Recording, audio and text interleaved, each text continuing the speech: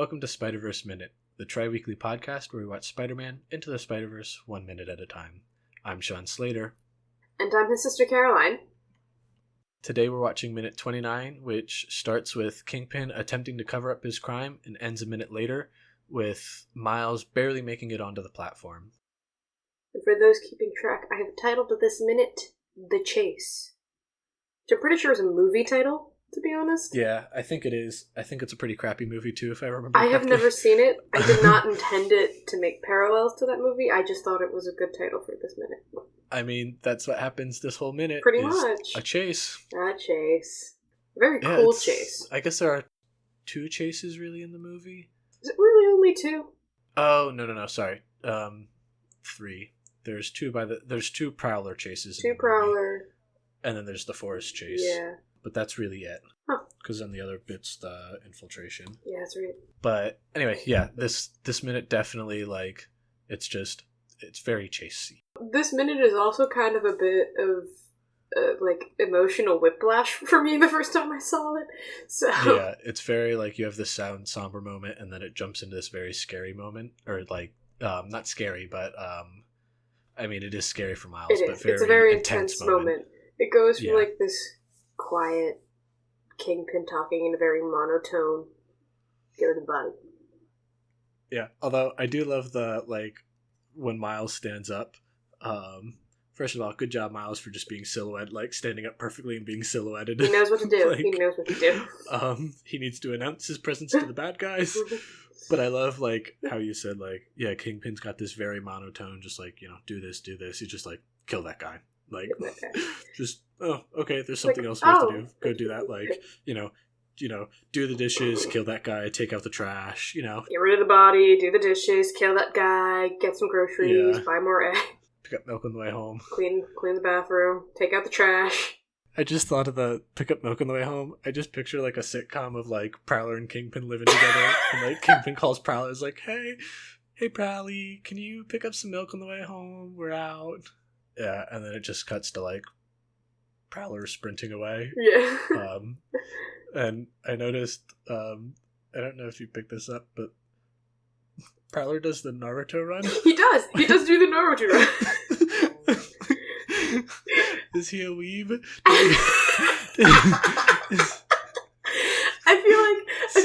Does he box and watch anime? I feel it's less of a intentional and more I feel his claws are just so heavy that it's hard to it's just easier to let them drag behind you. That idea. He's just too lazy. Not too lazy, but it's just too much work to actually run properly. It's just you know what, this is just so ineffective. It's easier to have him back here ready to claw than to pump. Yeah. Or he's a weep. Which I kind of love that headcanon. Prowler's a weep and he Naruto runs. Yeah, I do know Dragon Ball Z is very surprisingly popular in the Black community. It is. In that it's just weird from an outsider perspective. It's one of those things where I guess it kind of falls in the same category as Pokemon, where you don't think of it as an anime when it is. Yeah. And it's just that you'll see it in the weirdest places where. There was I think it was a Vox video talking about it, just how you'll hear all these references in rap songs to Dragon Ball Z things in you would not expect these guys Dragon Ball, where they're talking about doing bad things. One lyric, and they're and then I'm gonna power up like Goku. And you're what? Hold on a second. How do you know that guy? Who told you about him? Yeah. But yeah, I could see Naruto, it's a very easy step to go from Dragon Ball Z to Naruto to One Piece, maybe? Oh yeah. Yeah, he's definitely not watching the melancholy of Haruhi Suzumiya. Well, what I wanted to bring up, I love how, this is kind of where that whiplash comes in, so it's a very quiet, kill that guy, and then immediately the Prowler theme starts as Prowler Naruto runs. Yeah, and we had heard it. We had heard it a bit in the last minute when his like claws come out. You get that faint background that you had talked about. This one's front and center. But yeah, now it's just like in your face, just like it's time. And then... yeah, it has the same subtlety as the Inception. Prowler. One thing I did want to talk about is that at 15 seconds we see the flash of Miles' graffiti from earlier in the movie that him and Aaron worked on. And again, this might just be me kind of looking a little too much into it, but do you think that might be foreshadowing about Prowler's identity? I think I took it more as like Miles's journey. It's his journey in reverse now. So when he was coming down here, we had seen those again, and like his initial journey to becoming Spider-Man, and like the prep for this, and then he left and he didn't accept it, and he had to come back here, and then he's finally like had to accept it now, and then this is him tracing the same steps, but now with a different mindset. Like, being accepted as, or accepting of being Spider-Man now. Okay. Like he realizes that. I think it's less foreshadowing of Uncle Aaron's identity because it's Miles that runs in front of it, and so it's also like these expectations are now placed on him. He's got to step up and be the new Spider-Man. He no longer can have no expectations. Yeah, and these expectations have been hoisted upon him, and he's finally accepted that. And like from this point on, you can kind of see the change in his mindset from trying to run from it to sort of not necessarily run towards it, but focus on it now. Yeah, that's a good take. I just want to get your take on it because I was a little split on it. Same thing with the fence too. Yeah, like he gets over it very quickly and very easily this time. Yeah, well, I shouldn't say very easily, but he kind of he gets scrambles over it. Up and falls over it. But, yeah, very quickly over it this time, which is kind of that like.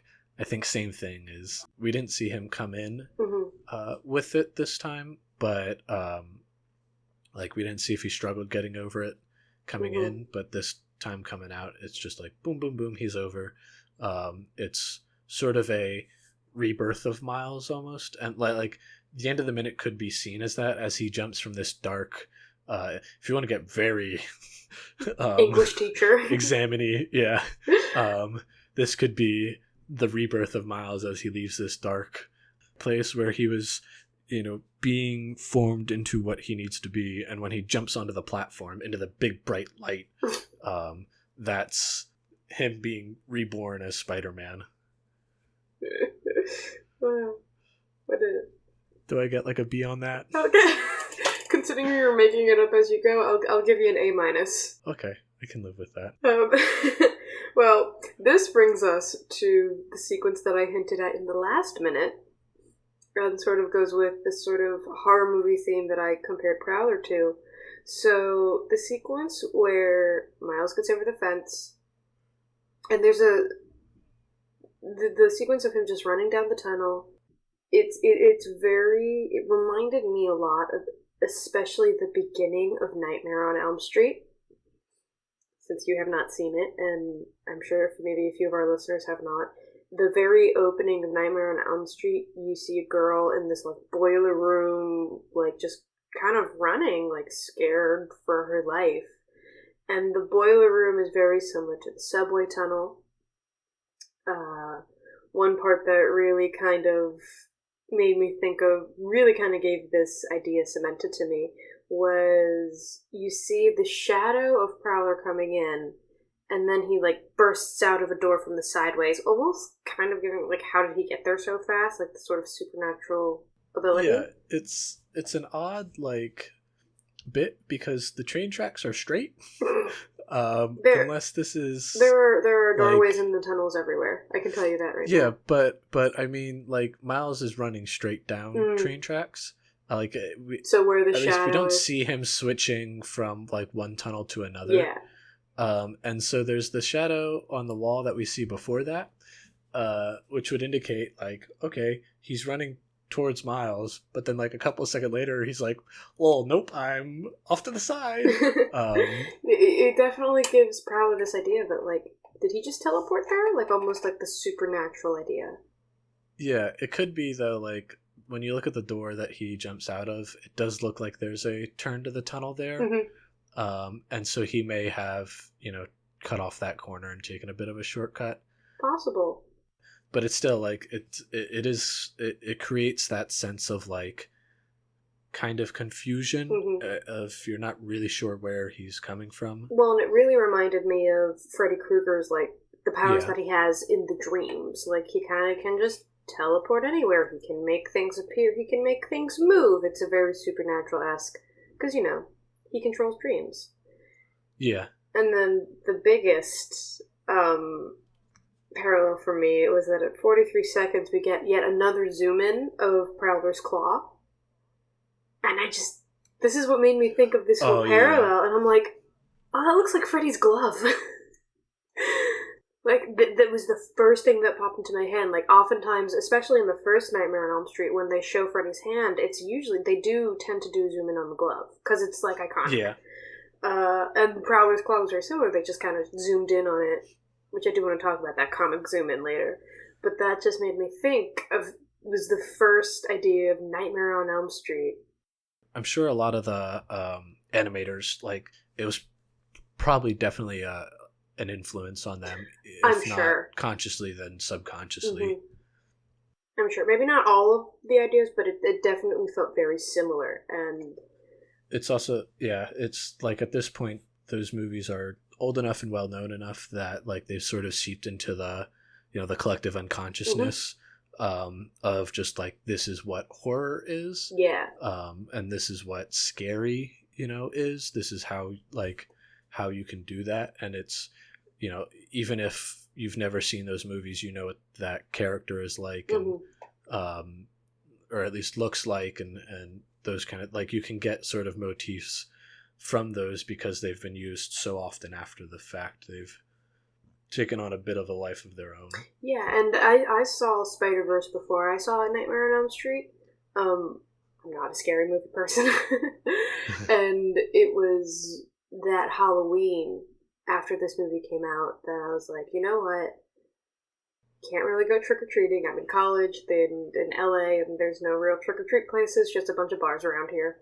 So my friend and I decided that for Halloween, we just sat in her apartment and watched some classic horror movies. So we watched Psycho, the original Halloween, and the original Nightmare on Elm Street. And Halloween I thought was kind of okay. Like, I had fun with it. Like, I enjoyed it, but it wasn't, like, Nightmare on Elm Street really, like, grabbed me. And I'm like, oh, this is cool. So now having that and going back and watching this and seeing these parallels between this horror movie that I really enjoy with this animated movie that I love, it was very cool to see. I'm like, oh, that's clever. And how you were saying about the claw being like the zoom in on the claw, and they like, and like he extends it. That's, I think, the first time we see the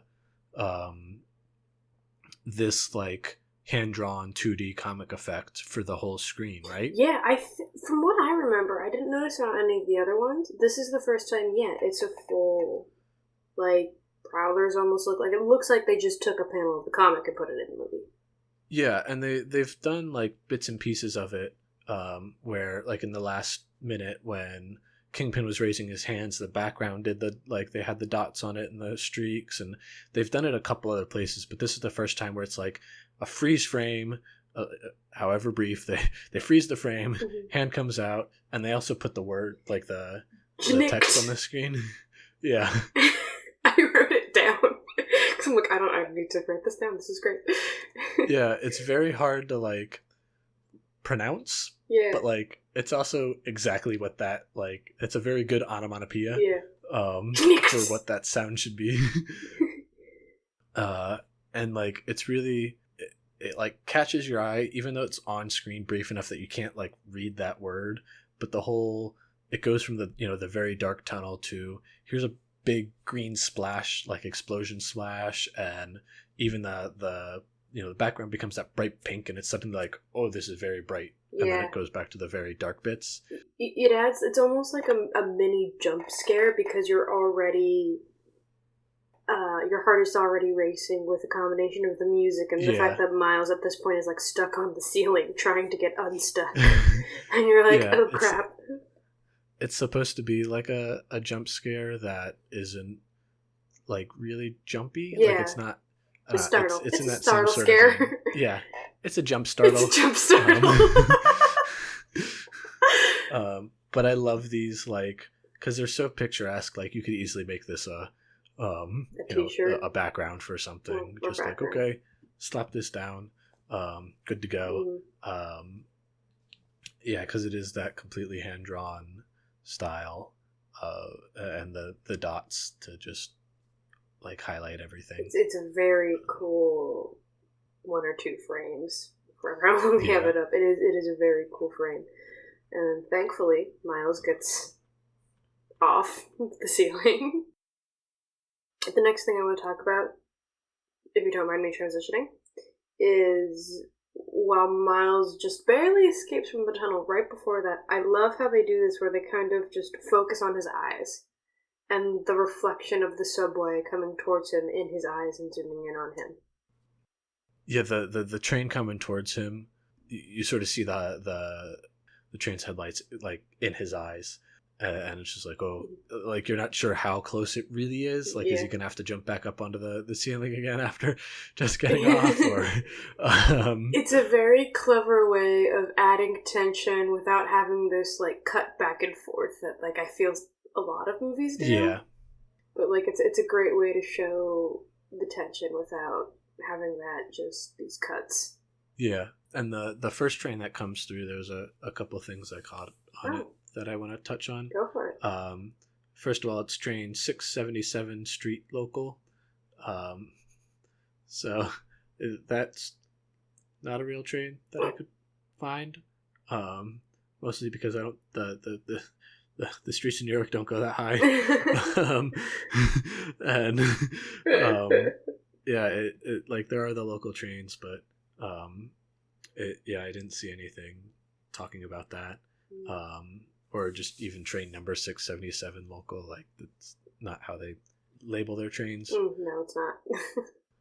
But I also really liked the movement streaks they do with it. So like as it's going past, they don't really blur the train's blurry, but the because it's not real movement, there's no like, we talked about this before, how they have to manually do the motion blur. Yeah. And so they use the just drawing like lines to show movement, which a lot of things do. I really like how they do these in this, and I was looking through the train, and it's an empty train that doesn't look like there's anybody on it, like you don't see anybody on the train. It is late, so it would make sense that there would be very few people. And then the other thing that they brought up with this whole chase sequence was this was the first one to go completely through the pipeline. So from pretty much this was one of the first ones that they finished up and had everything kind of finalized on. It was this sequence and the graveyard sequence coming up in a couple minutes, and they were saying how like those are two very dark sequences. They are, oh my gosh. Which is actually like a bit more of a challenge than you might think, because they have to deal a lot with like how shadows correctly play off of things, and they're also very different sequences because the graveyard sequence is a rather natural light. Like even though it's at night, the light is a bit more like coming from single sources and more natural feeling, whereas this one's very like it has very unnatural sources. So you have the train headlights and you have to get those lights played off, but you also have like Prowler's shoes glowing, which was done that was done by hand as well, they were saying. So like they went through and made sure that like, oh, the purple bits were bathed correctly in the purple bits, or that were supposed bits. to be. That just sounds funny. You know, his lights. No, I know, it just sounds funny. And so, and like you just got like, okay, here's the lights coming from the ceiling, and the lights coming from the door. Like it's very tricky to get all of the lights to reflect in a way that seems realistic. Yeah. Or logical, I guess would be a better way. Yeah. So Prowler's like heat-like vision it's a very cool thing, and it's very Predator-like in a way. Yeah, that's yeah. I was trying to figure out like where you've seen it kind before. Of felt like something. Yeah, it's like kind of Predator, but also not really. Like Predators is more blob-like you would see like on an actual heat camera, where Prowler's is definitely more like silhouette specific. Like you can make out more with his. It does show like at the end. It does show Miles's like heat signature though. Yes, too. It does. So it's this weird like. I guess the effect is what throwing me off. Maybe. Is like the like turning on effect. It's not just a normal like. Okay, it's on. It's like okay, we gotta like it almost looks like radar or like, you know, laser beams going out to like figure out what the environment looks like, and then it kind of like a computer building it up. Yeah, and what I do like about it is that like it's I think it's also more of like a night vision thing than it is like it's searching for a heat signature. Yeah, it's because it's like, well, okay, it can see this outline. There it is. Find that. Where if it was a heat signature thing, like he uses it later in the movie, and at first I thought it was a heat signature thing. And I'm like, wait, why isn't it picking up this person who's invisible? And that's I think now is just when I realized like, oh, it's not a heat signature. It's like night vision. Yeah, it can only pick up what it sees. Yeah, which makes a lot more sense. Yeah, night vision versus heat signature. Yeah, potentially. Although I think in the future minute we'll have to double check when we get there, but I think he actually does switch it into like a heat signature sort of mode. The last thing I have is just how close Miles gets to making it onto the train tracks. Like, whew, it is by the hair of his chinny chin chin. He just barely makes it up onto there. And, he's almost quite literally by the skin of his teeth. Yeah. He, you know, I kind of like those last minute, like, it is a bit of a cliche of like, oh, the hero dives in at the last second as the door is closing, or the rock is falling into place, or, you know, the train goes onto the tracks. I do love that last minute thing, and it, even though it is a bit cliched at this point, it still, you know, gets me every time. Yeah, some cliches are just worth having be cliches. Yeah. Like, that one is one that also kind of gets me like, yeah. I think what makes that cliche tend to work is what the setup is for it. Like, there are some where it's like, they're fine. They don't, like, what are you doing? You don't need this, like, last minute thing. They have whole minutes to get there. Yeah, like, what, and, like, why is stupidly this... takes them. Yeah, like, why is this taking them for, like, ever when it's literally just around the corner? This one is definitely like, okay, there's a build here and you can tell. Like, especially having them since almost already been hit. You're like, okay, trains are running. Like, this is not an out-of-nowhere thing. Like, it makes sense. Yeah. It's not like, this guy's running down the street and all of a sudden there's a car he has to dodge. What? It makes no sense, but this one does a nice build-up. It makes a lot of sense, and it keeps you in. Yeah, I agree. I just hope his uncle made it safely against the wall. Or, I hope the Prowler makes it safely against the wall. Yeah. But that's all I have for this minute. Do you have anything else? That's all I have for this minute. Thank you all for listening. And we will catch you on Friday with minute 30. See you next time. Bye.